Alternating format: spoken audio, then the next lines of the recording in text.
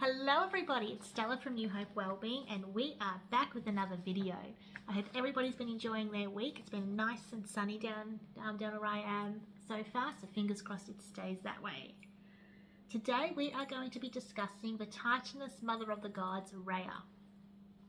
She is the goddess of female fertility, motherhood and generation. Her name means flow and ease.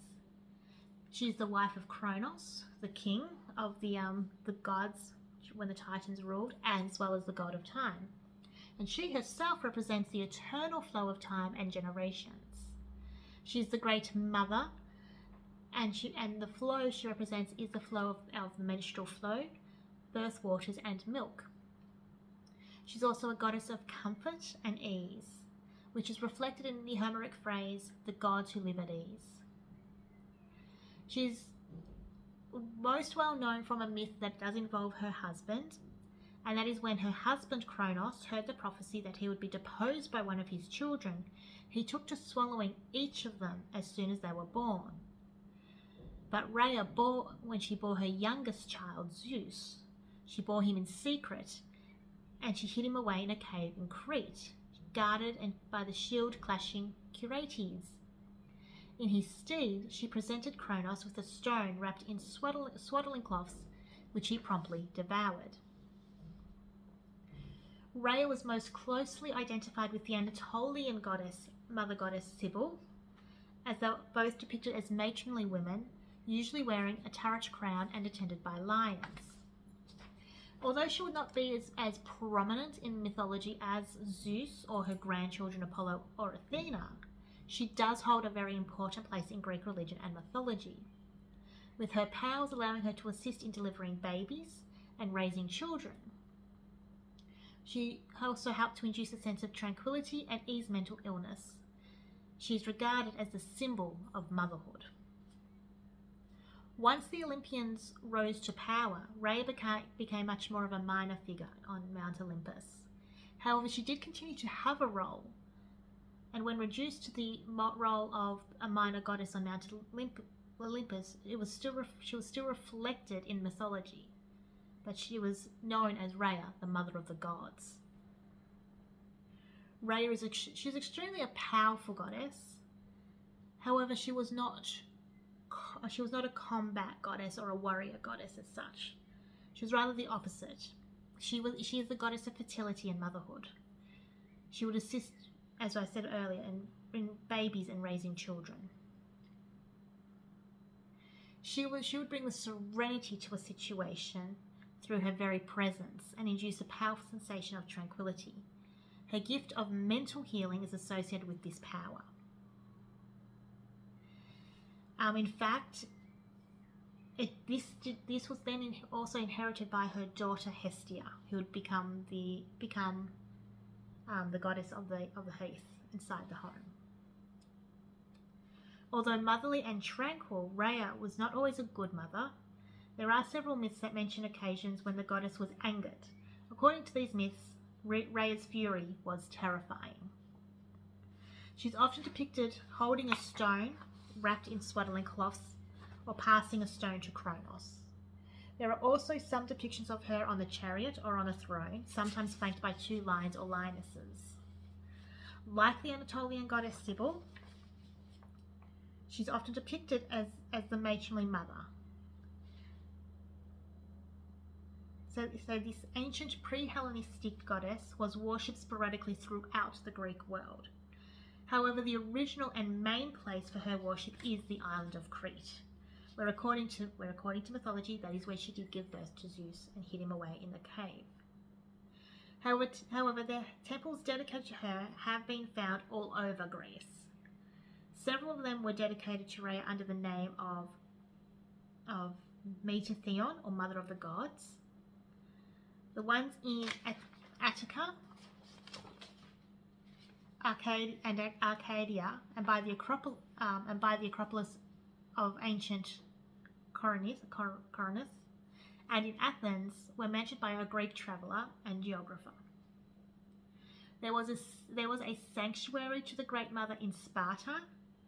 In Olympia, there were both an altar and a temple dedicated to Rhea. as well as her oldest sanctuary, which has been found in the Peloponnese.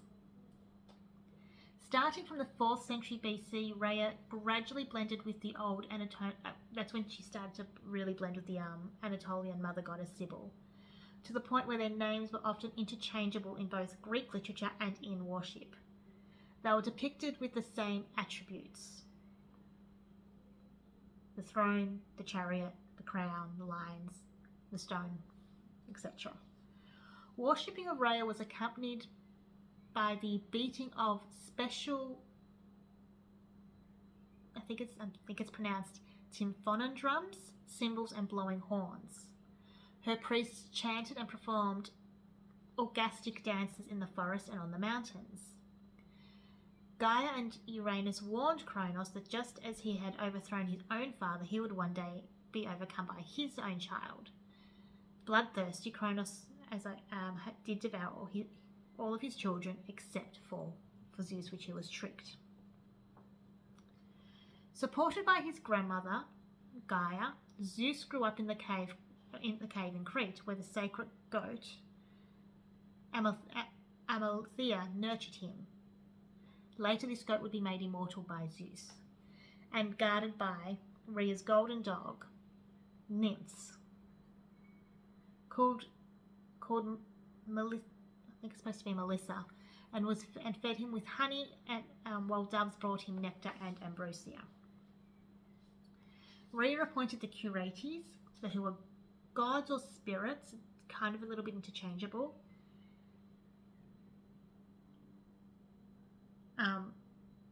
But they were like the spirits of the mountainside, basically wild spirits of the mountainside, to guard the baby.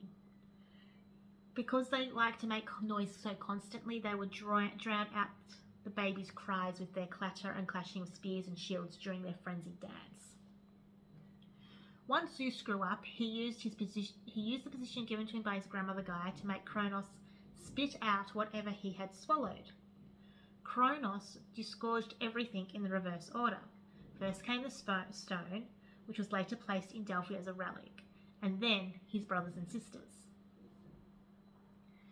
Then the long war between the Titans and the Olympians would follow. Zeus and the other Olympians won with the help of the 100-handed giants, the Cyclopses, and many of the Titans were confined into Tetra as a result. According to some of the ancient authors, Zeus castrated his father Kronos just as Kronos had castrated Uranus. Zeus would go on to fall in love with the mortal, the princess Semele of Thebes, and conceived a child with her. His wife, the goddess Hera, who is known for being very jealous, tricked the pregnant Semele into asking Zeus to appear in front of her in his full glory. Zeus did not have a choice, as he was bound by an oath. When he did what Semele had asked, the princess was struck by a lightning bolt and died in a blaze. Zeus recovered his unborn son from her body and sewed him into his thigh, which allowed him to carry the baby to term. This baby would become Dionysus.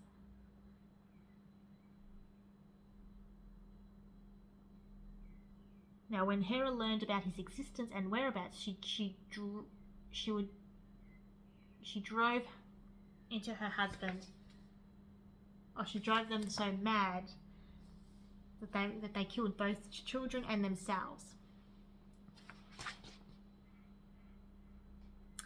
Oh. Okay, now I'm sorry. My notes didn't make much sense then, so sorry. When she learned about Dionysus' birth, was still alive, he was in the care of his aunt and her husband. So she would drive Ino, the aunt, and her husband mad. So they killed both their children and themselves. Ino jumped into the sea and drowned, but turned into the goddess Leucathea. When Hera realized that she had failed to kill Dionysus, she had the Titans attack him and tear him to shreds. Dionysus' grandmother, Rhea, this is where we get back to Rhea, rescued some of his parts and brought him back to life. The mountain nymphs and the guardians of nature, who were Rhea's assistants, looked after her grandson. When Hera discovered that Dionysus was still alive, she inflicted on him a particular kind of madness that caused him to wander the world without a purpose. Fortunately for the young Dionysus, his grandmother saved him once again, helping him to regain his sanity. Stories in which Rhea shows her temper are not many, however, they are a great illustration of how terrifying the mother goddess could be in her anger. When Rhea fell in love with a remarkable beauty, Attius, son of the river nymph Zagorios, she soon discovered that Attius was not faithful to her and committed to marrying a daughter of a king in Pessinus. Attius was in the middle of a wedding feast with his new passion when the furious goddess burst upon the wedding party. Guests were seized with panic, and Attius, afflicted with temporary madness, fled into the mountains and destroyed himself. Rhea was so moved with sorrow and regret that she established yearly mourning for him. To mourn him, her priests marched into the mountains to search for the lost youth. The search was accompanied by the Corbantes with the attributes of beating drums, shields, and chanting. Hippomenes fell in love with the mighty huntress Atlantia, but the huntress declared that she could only marry a man who could beat her in a race. Knowing that he could never win, he was helped by the goddess of love, Aphrodite. He had prayed to her. The goddess helped by giving him 3 irresistible golden apples. Hippomenes threw them one by one in front of Atlantia during the race. The apples would distract the huntress, and she was not able to catch up with Hippomenes. Once they were happily married, Hippomenes started to forget to thank Aphrodite in his prayers. The offended goddess decided to punish both him and his wife. Once, when they were passing a temple of Rhea, Aphrodite inflicted them with such a great desire for each other that they couldn't resist going inside the temple to make love. This angered Rhea so much that she turned them into lions. This was done to keep them away from each other forever, and as the ancient Greeks thought the lions could not mate with each other, but only with leopards, which is quite interesting that they would have thought that. So that is just a little bit about the mother goddess herself, Rhea. We will be back next week with some more videos. Until then, I hope everybody enjoys their weekend, and we'll chat soon. Bye!